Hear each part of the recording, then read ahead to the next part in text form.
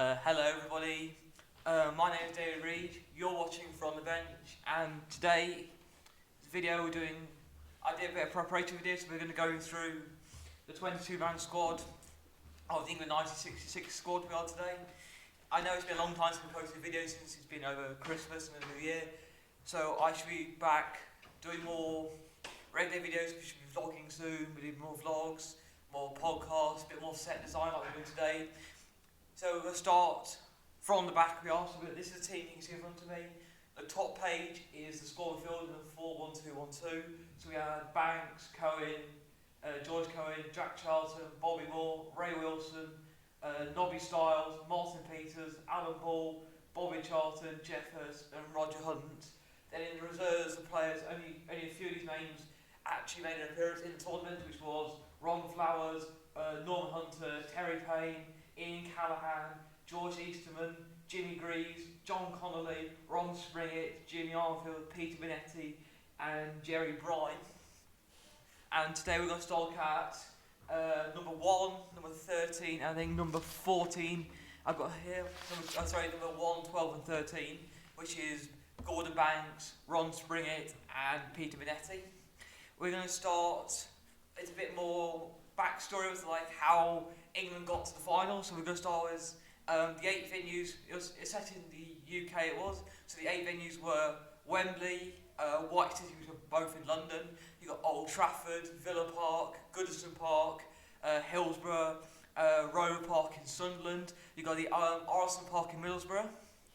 And the finals, of course, in the old Wembley which was, as you came out, you were off trail to the pitch, which was from behind one of the goals it was. England put into a group with Uruguay, Mexico and France. In the order it fell in, that's the order it came in, because there was 3 games. England drew one, I think it was a 0-0 at the start, but when we get into some of the attacking players, some of the reserves as well, I explained the draw and the tactics we went into.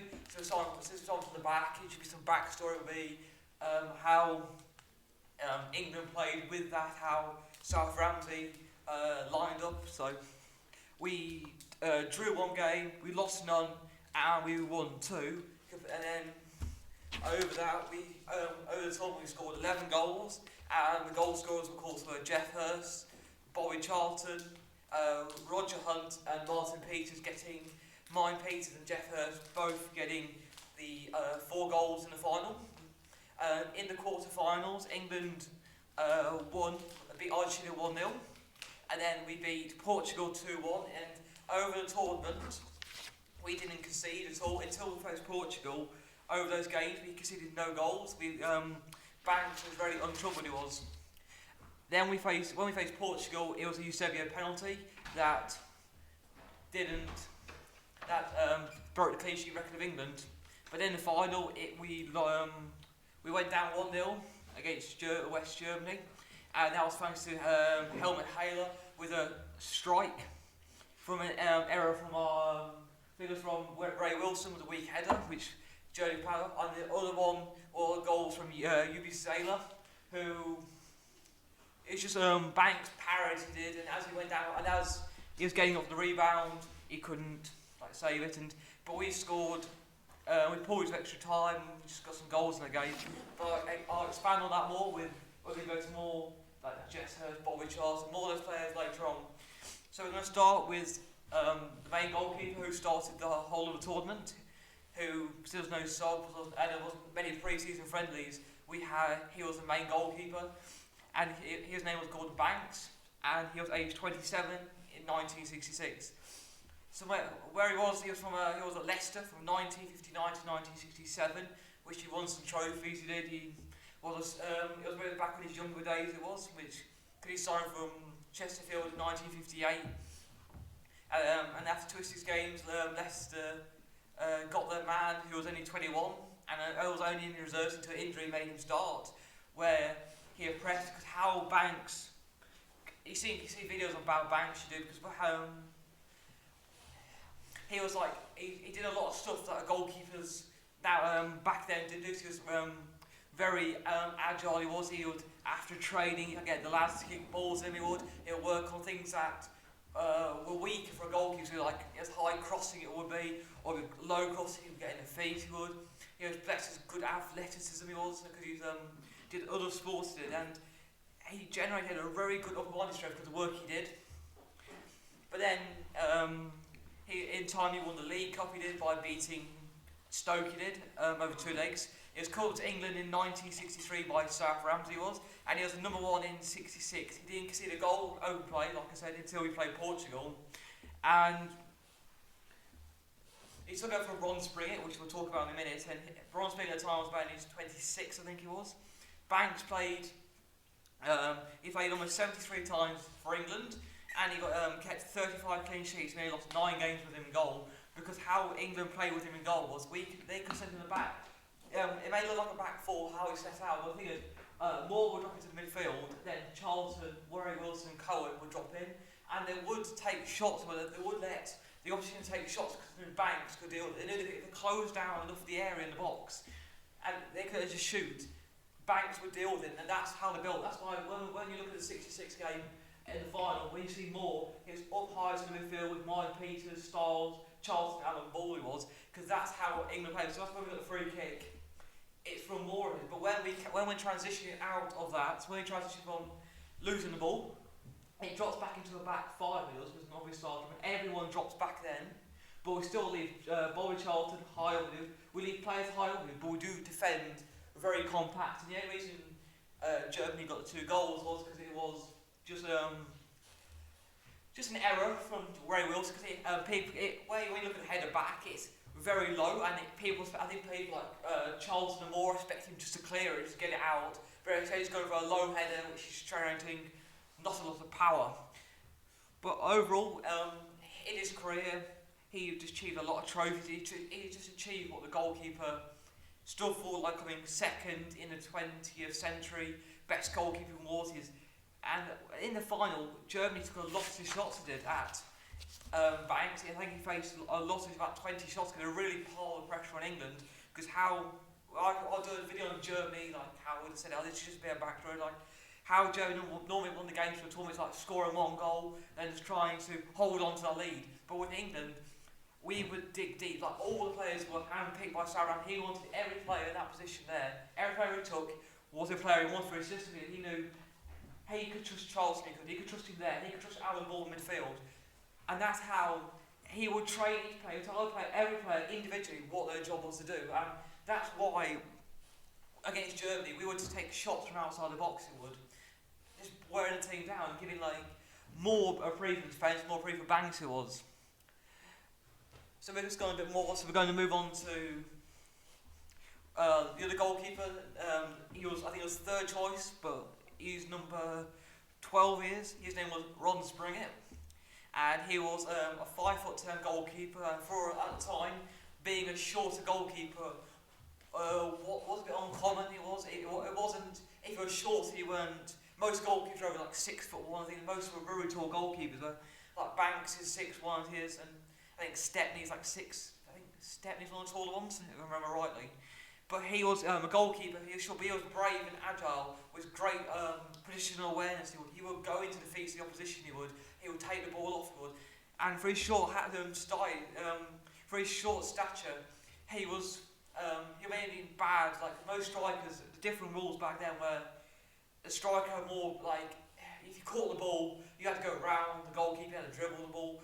And for a guy who wasn't very agile, it was a problem. But he made it with the other aspects he did. Because when he went to the most times players, if you got getting kicked was an aspect, and at the time going for 1v1s was a rare thing. You more stayed on your line, you did, and you more tried to save it that way. But Banks, people like that, changed the way a goalkeeper did it.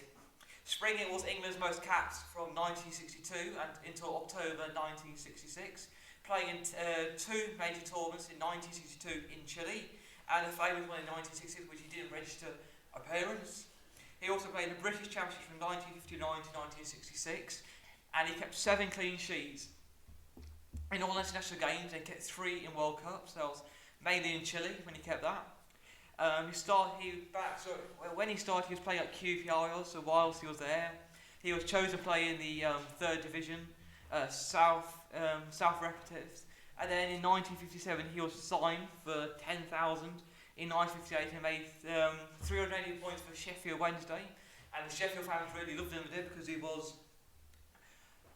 had moments where he was brilliant, but sometimes he was a bit inconsistent. But most of the time for goalkeepers around him, because there was no training, wasn't it? It was just you turn up and whatever you do outside, you do that. So when you watch from the old England videos back, you can see him like chucking balls against the wall. You can see him bouncing a ball. It wasn't common for a goalkeeper to do that sort of thing at the time, and he sort of like embraced it. Like I said about Banks, he was like facing shots. Springett did other things on the side. Like he was the first, I think, one of the few goalkeepers to study penalties. He would keep a notebook, of penalty takers and know which way they went. Which when he played his first game for England, he was like I said, he was capped 33 times. He played his appearance against Northern Ireland, winning 2-1.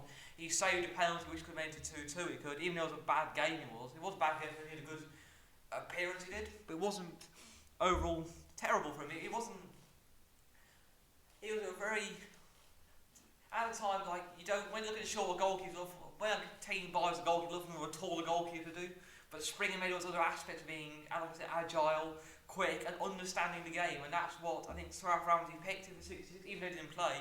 Being around the likes of Banks and even Bonetti was important for him. Just learning the passing on stuff, because by the time Bonetti was 22, Banks, like I said, his age, and Banks had a lot of good goalkeepers around. Like sadly, when we saw about Banks, he lost his sight in one eye did after a car crash he did, and it just happens like things. So, and then when he played his last game was in he played Norway did in 1969 before the World Cup he did. He was in the group of players down here that weren't playing in the final. So the starting 11 at the time only got the winners' medal. If you weren't in the starting 11, you didn't get the winners' medal. But a campaign had changed that. So from 1930 to 1974 would receive the international tournament medal. So on June 2009, he was awarded it along with Bonetti as well. To move on to the other goalkeeper, he was Bonetti. He's the other goalkeeper. He played in 1970 against, I think it was Germany it was. Peter Netti was signed from Reading, youth team, after his mum wrote to the Chelsea manager. And whilst at Chelsea's juniors, he made 5 appearances. He was at Chelsea from 1966 to 1975, making 495 appearances. He made 7 starts from 1996 to 1970 because of he was captain of the team by Banks. Because Banks was a lot more better at the time he was. And with the team, there weren't many international friendlies, so that's coming a lot of less games to play. So it was more the tournament. So there was some 1968, I think it was the next qualifying games which Banks played in. But when it came to 1970, Banks only got poorly did and Bonetti played. The problem was when we look at games back a few months ago, he did his knee in while I was in goal for Chelsea did, and people at the time, like medical science wasn't the best it was, and he just got the sponge treatment and he just carried on with it. But for Bonetti, he was his goalkeeper style was safe handling. Also, he could always claim the ball. He was light in reflexes, which he gave him the nickname the Cat, and he was one of several GKs around that time to use the one-arm throw, which could achieve a similar distance to a drop kick, which with the heavier level balls was important, because when you're kicking that ball, it was very heavy. It was, and you couldn't when you look at goal kicks, it generally didn't go that far because you just can't generate the power. And throwing at the time was a lot of stipulation to get a dribble with the ball before you could throw it. And goalkeepers, like I said, didn't work on this kind of stuff. And with Bonetti, if he was more on the modern times, he was playing a lot more games. He wouldn't be playing 7 games with them for England. He was playing about 17 because he was good. But at the time, when he was in 1970, it was Stepney was there as well. So he was the 3rd choice goalkeeper. Banks was first, and then Bonetti was second. But Bonetti was, in my opinion, was injured. When you look at him in the final or the semi-final, you can see normally he's very agile. The stuff he was conceding was like he would have normally conceded that kind of thing, and you can see the lack of generation and power it was, the generation of just saving the ball it was. But overall, he was 23 at the time, so he was one of the younger goalkeepers he was. It was just things he achieved for Chelsea. Things he won for Chelsea for 66, he won the Football League 2nd Division promotion in 1962 and 1963, won the Youth Cup in 1959 to 1960.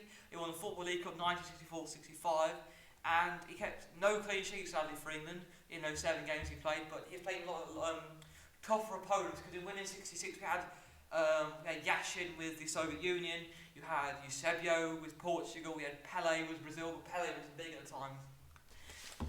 And it's very interesting when you look at Bonetti's style, like, I can see why he played a lot of games after England. He played a lot of games. I think he used to play some like Europe, like some charity games. I think it was in 2002, I think correctly. He stopped playing. He played 10 minutes in a game. He's managed the team. He's just done a lot of things like that. He was a good goalkeeper at the time, but after the Banks was the pinnacle team, like Banks was built around, the team was built around Banks. It was set for his certain style of goalkeeping, and when he came to the semi-final in 1970, trying to change from Banks, who was very much more fitter, more agile, did more shot stopping, going to someone like Bonetti, who was more agile, who was more claiming the ball, and when you had Stepney, who was very inconsistent, he was. But when you look at that, we lost Jack Charlton, they retired after 1966. A lot of players retired, which didn't go to the squad anymore because they've already achieved it. And when the players that did stay there weren't the best.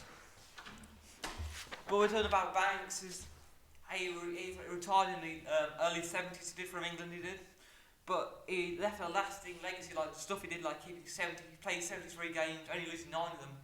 It's such a stat there, because at the time they weren't playing international friendlies nearly every few months. It was when they played games, it was the games that mattered, and Banks had to prepare for those games when he faced the A's. When we look at 1970 against Pele, that save made. When we look at, for me, 1966, when he faced those barrage of shots from like someone like Zayla, when you got Beckenbauer on our team, and when you got players like that, and Banks only conceding, I think it was 3 goals in that tournament, shows how good he was and how good the team was around him, because Ramsey trusted him and he knew what he could do the best from him, and that's why. I hope you enjoyed this today. So maybe next time we'll be going on to Cohen, Charlton, Moore, Wilson, and Norman Hunter, and Jimmy Armfield, Brian are the next players I'll be looking at. That'll be in a few weeks' time, because this took a lot of preparation for me to do, because I think it's good with me and Clive want to do some more background things, so you can see more representation. So it's not just us talking, you can actually see what we're talking about, because I've got my papers in front of me all the time talking about. And if you like the video, give it a like, just keep subscribing, keep growing. We're doing, like I said, we're vlogging more now when the camera comes. We should be doing, I'll be getting another mic, so when I stand up and attack things, you can hear me a lot clearer. When we go to games, we're doing more commentary, which we're going to try and put up soon.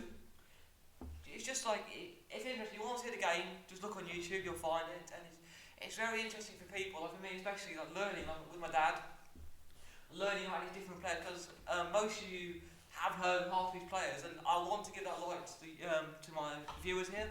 So I know people put the Banks, Bobby Moore, but I like to give it light. I like to show you what they did in their career, why they were in England, why they were the 66 generation, why Alf Ramsey chose them to be the players. And I hope this has been a good video to see. I know the camera quality is not the best, but I've just pointed out names. All the shirt numbers are from 1 to 22. These two here is just how I got offline, so I'm sorry about that. But like I said, you've been watching From the Bench. Remember to subscribe.